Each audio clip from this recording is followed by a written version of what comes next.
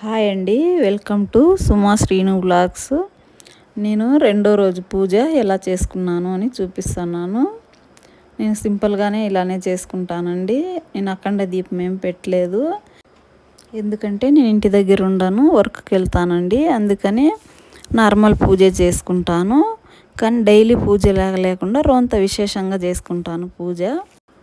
పొద్దున్నే వచ్చి నార్మల్గా పూజ చేసేసి వెళ్ళిపోతాను. సాయంత్రం వచ్చి 6 గంటలకు వస్తానండి. సాయంత్రము కొంచెము విశేషంగా చేసుకుంటాను పూజ. ఈ రెండో రోజు పూజ నేను ఇలా చేసుకున్నానండి. రెండో రోజు అమ్మవారు గాయత్రీదేవిగా దర్శనమిస్తారు. అమ్మవారికి ఇష్టమైన కలరు ఎరుపు, అందుకనే నేను ఎర్ర గులాబీలతో పూజ చేసుకున్నానండి. నేను అమ్మవారికి వేసిన పూలమాల నిన్న నైటే రెడీ చేసి పెట్టుకున్నానండి. అది షార్ట్ కూడా పెట్టినాను, కావాలంటే ఒకసారి చూడండి. నేనైతే అమ్మవారికి తాంబూలంగా రెడ్ కలర్ శారీనే పెట్టాలనుకున్నాను, కానీ నా దగ్గర లేదు. అందుకే గ్రీన్ కలరే తాంబూలానికి సమర్పించుకుంటున్నాను. నేను ఇక్కడ లలిత అమ్మవారి ఫోటో పెట్టుకొని కింద చిన్న విగ్రహము లక్ష్మీదేవి విగ్రహం పెట్టుకున్నానండి. అక్కడ ఒక నిమ్మ పండు కూడా పెట్టుకొని డైలీ కుంకుమ పూజ చేసుకుంటాను.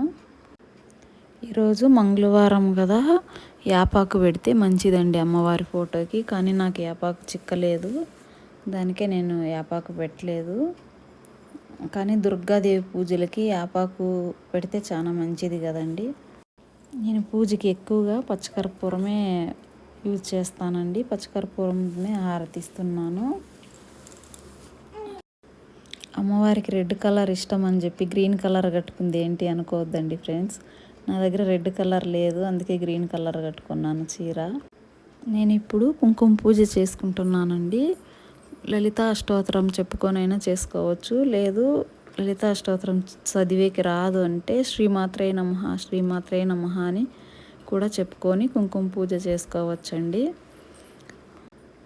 ఇలా అర్చన చేసుకున్న కుంకుమ సంవత్సరం అంతా వాడుకోవచ్చండి. మనము ఈ కుంకుమ ఒక డబ్బాలో స్టోర్ చేసుకుంటే మనం 1 ఇయర్ వరకు వాడచ్చు.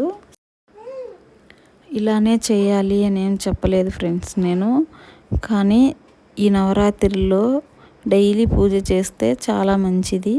కానీ ఎవ్వరూ మిస్ చేసుకోవద్దండి పూజ చేయకుండా. 9 రోజులు మనకి ఎన్ని రోజులు పూజ చేయడానికి అవుతుందో ఈ 9 రోజులు పూజ చేసుకోవడానికి ట్రై చేయండి. ఈ నవరాత్రిలో అన్ని రోజులు పూజ చేయడానికి కుదరదు అనుకునే వాళ్ళు ఫస్ట్ 3 రోజులు లేదా చివరి 3 రోజులన్నా చేసుకోవడానికి ట్రై చేయండి ఫ్రెండ్స్. చేసుకుంటే చాలా చాలా మంచి జరుగుతుంది. పూజలో జవాది పౌడర్ యూజ్ చేయడం వల్ల ఆ స్మెల్కి మైండ్ చాలా రిలీఫ్గా అనిపిస్తుంది, పాజిటివ్ ఎనర్జీగా ఉంటుంది. నేను కుంకుమలో కూడా జవాది పౌడర్ కలిపి పెట్టుకుంటానండి. అర్చన చేసేకి కూడా స్మెల్ చాలా బాగుంటుంది అనేసి.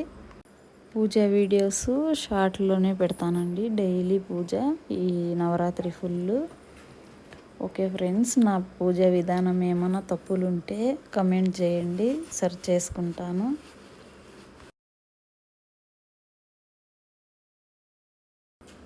మళ్ళీ చెప్తున్నాను ఫ్రెండ్స్, ఈ నవరాత్రి పూజ ఎవరు మిస్ చేసుకోవద్దండి.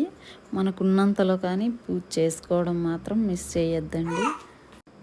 రేపు 3వ రోజు అమ్మవారు అన్నపూర్ణేశ్వరిగా అవతరిస్తారు. చీర కలర్ వచ్చి గంధం కలరు లేదా పసుపు కలరు చీర. నైవేద్యం ప్రసాదానికి కట్టె పొంగలి కానీ దద్దోజనం కానీ వండి పెట్టాలి అమ్మవారికి. మల్లె పువ్వులతో అర్చన చేసుకుంటే చాలా మంచిది. 3వ రోజు అన్నపూర్ణాదేవి అవతారంలో ఉంటారు కాబట్టి దుర్గాదేవి అన్నపూర్ణ స్తోత్రం చదువుకుంటే చాలా మంచిది. చెప్తారు కదా ఫ్రెండ్స్, అమ్మ అనుగ్రహం ఉంటే అన్నీ ఉంటాయి అనేసి. ఆ అమ్మవారి అనుగ్రహం మనపైన ఎల్లవేళలా ఉండాలని కోరుకుంటూ. ఓకే ఫ్రెండ్స్, మీకు మా వీడియో నచ్చినట్లయితే like, share, subscribe. Thank you friends, bye.